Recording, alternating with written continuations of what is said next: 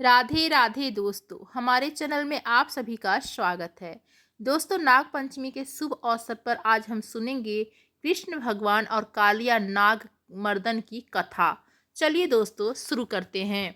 भगवान श्री कृष्ण की बाल लीलाओं में कालिया नाग मर्दन की कथा विशेष महत्व रखती है। यह लीला केवल एक नाग के दमन की घटना नहीं, बल्कि यह दर्शाती है कि जब संसार में अधर्म, भय और विष का प्रसार होता है, तब भगवान अपने भक्तों को मुक्ति देने के लिए किसी भी रूप में अवतार लेते हैं। गोकुल और वृंदावन के लोग उस समय भयभीत थे, क्योंकि यमुना नदी, जो उनकी जीवन रेखा थी, कालिया नाग के जहर से दूषित हो चुकी थी।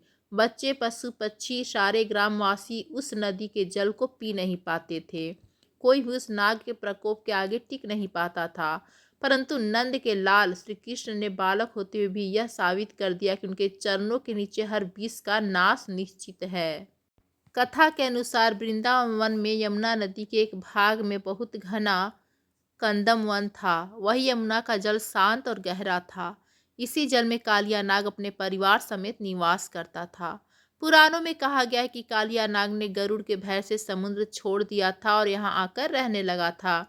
कहा जाता है कि कालिया नाग इतना विषैला था कि उसके डसने से तो प्राणी मरते ही थे। उसकी फुकार से ही यमुना का जल खौफ उठता था। उस क्षेत्र में पेड़ पौधे तक सूखने लगे थे।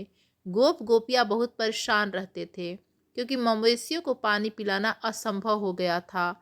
यमुना माँ, जो जीवनदायिनी कही जाती हैं, वही कालिया के कारण मृत्यु का कारण बन गई थीं। एक दिन श्री कृष्ण भगवान अपने ग्वाल बाल मित्रों के साथ गाय चरा रहे थे। खेलते खेलते गेंद यमुना के पास जा गिरी। सब बच्चे डर से ठिठक गए। उन्हें मालूम था कि नदी में कालिया नाग रहता है, पर श्री कृष्ण तो बाल स्वरूप में ही पूर्ण ब्रह्मा है। उन्होंने बिना किसी भय के किनारे जाकर गेंद उठाई और बोले, जब तक मैं हूँ, कोई किसी से क्यों डरे। उन्होंने उसी समय ठान लिया कि आज इस विषधर का अंत करना ही होगा। श्री कृष्ण ने खेल खेल में यमुना में छलांग लगा दी। जैसे ही उन्होंने जल में प्रवेश किया, कालिया नाग को अपनी शरण में आए अनजाने बालक पर क्रोध आ गया। उसने अपनी विशाल फन फैलाकर श्री कृष्ण को अपने कुंडलाकर शरीर से जकड़ लिया। जल में बड़ी बड़ी लहरें उठने लगी। ग्वाल बालों ने यह दृश्य देखा तो डर के मारे गांव की ओर दौड़ पड़े। गोकुल में हाहाकार मच गया। नंद बाबा, यशोदा माता और समस्त गोप गोपियां भागकर यमुना किनारे पहुंच गए। यशोदा रो रो कर कहने लगी, हे मेरे लाल, तू कहाँ है? तुझे कौन बचाएगा? सभी ने देखा कि जल में सिर्फ नाग का विशाल फन लहरों में ऊपर नीचे हो रहा है, पर कृष्ण कहीं दिखाई नहीं दे रहे थे। ब्रज की गोपियां अपने आंचल फैलाकर भगवान से विनती करने लगी, हे नारायण, हमारे कान्हा को बचा लो। थोड़ी देर बाद जल शांत हुआ और तभी सबने देखा कि श्री कृष्ण ने कालिया को अपने बल से झटका दिया और उनके फनों पर सवार हो गए। श्री कृष्ण ने मुरलीधार स्वरूप में मुस्कुराते हुए विषधर के फनों पर नृत्य करना प्रारंभ कर दिया। कहते हैं कि जैसे जैसे प्रभु नृत्य करते, उनके चरणों के स्पर्श से कालिया का अहंकार, क्रोध और विष सब शांत हो गया।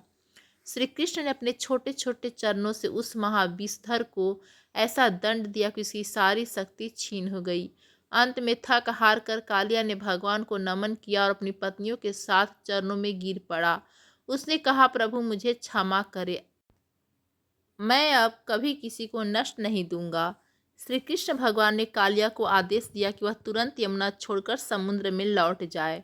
गरुड़ से मित्रता का वचन देकर उसे सुरक्षित मार्ग दिया गया। कालिया नाग ने श्री कृष्ण की जयकार करते हुए यमुना को छोड़ दिया। गोकुल वासियों ने श्री कृष्ण को हर्षित होकर हृदय से लगा दिया।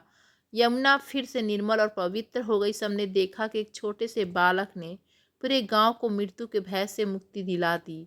यह लीला सदा से भक्तों में विश्वास जगाती है कि भगवान हर विष और भय को नष्ट करने वाले हैं। कालिया नाग लीला का संदेश यही है कि जीवन में जब भी हमारे चारों ओर विष, दुष्ट विचार, अहंकार, लोभ फैलने लगे, तो श्री कृष्ण के श्री चरणों का स्मरण ही उनका नाश कर सकता है। यह लीला प्रेम, साहस और आस्था का अमर प्रतीक है। अगर आपको यह कथा पसंद आई हो तो इसे अपने परिवार और मित्रों के साथ जरूर साझा करें। हर हर महादेव। जय श्री कृष्णा। राधे राधे।